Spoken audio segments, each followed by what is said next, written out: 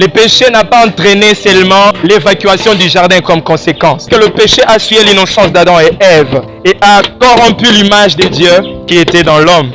Troisièmement, le péché a causé la séparation entre Dieu et l'homme et a brisé la communion que l'homme avait avec Dieu. Quatrièmement, le péché a provoqué un jugement rapide de Dieu. Ce jugement qui n'a pas rendu la vie facile jusqu'à aujourd'hui. Et cinquièmement, à cause du péché, toute la création a été souillée et tombée sous la malédiction.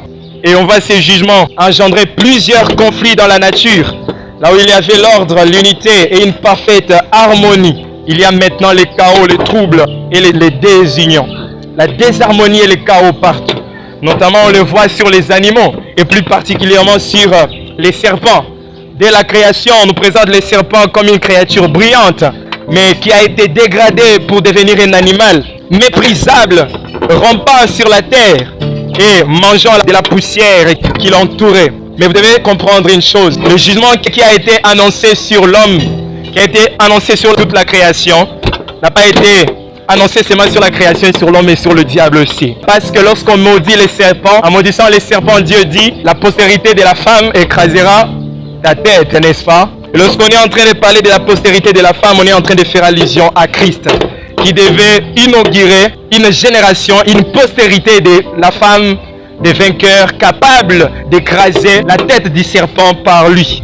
Et lorsqu'on parle du serpent ici, c'est vrai que l'image qu'on voit sur le serpent, mais on est en train de parler du diable. En soi, Dieu était en train de dire, ceux qui sortiront de la femme par Christ écraseront la tête du diable, écraseront la tête du diable, de Lucifer. Et lorsque je parle de Lucifer, je parle de Lucifer et de toute son armée. Je parle de Lucifer et de toute son institution, ses administrations, ses princes, ses principautés, ses gouverneurs et tous ceux qui travaillent sous son autorité.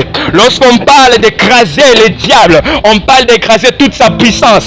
Que ce soit la magie blanche, tu dois écraser. Que ce soit l'occultisme, tu dois écraser. Que ce soit le fétiche, tu dois écraser. Que ce soit la sorcellerie de ta famille, tu dois écraser. Pas parce que tu as l'autorité en Christ et tu dois maximiser cette autorité-là.